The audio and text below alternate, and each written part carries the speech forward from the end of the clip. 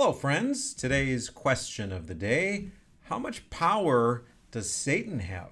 We see this figure in Scripture who is real, who is hateful towards God, who messes with people sometimes, but how do we know the limits of his power? How do we know, how can we feel safe in a universe where Satan exists? Well, we're going to look at a paragraph from the book of Job, which a lot of people don't read very much, and it's going to teach us a lot about Satan and who he is and the limits on his power. We're going to look at Job chapter 1, verses 6 through 12.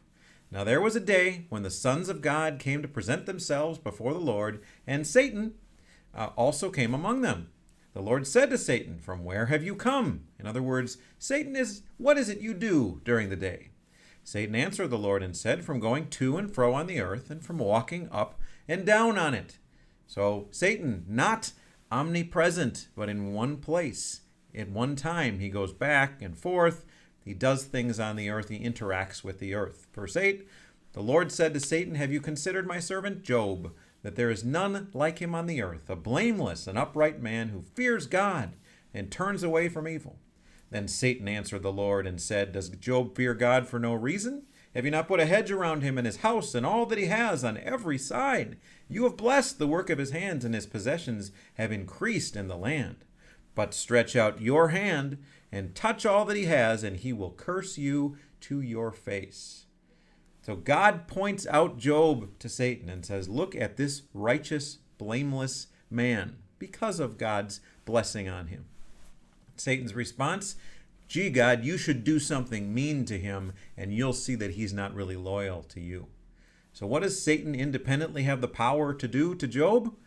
Nothing. He has to ask God permission, and Satan doesn't even ask God for permission for Satan to do something. Satan asks God to do something to Job. God then turns it around in verse 12, and the Lord said to Satan, "Behold, all that he has is in your hand. Only against him do not stretch out your hand." So Satan went out from the presence of the Lord. So God gives Satan permission to interact with Job. And how do we know that God is the one who's granting the permission and God is the one who has the power? Because God also sets the limits. You don't get to hurt Job. You could only hurt his possessions and his children. Now, that was devastating enough, but Job didn't get hurt until God later gave Satan permission to do it. So what do we know? What can we take comfort in? God is in control.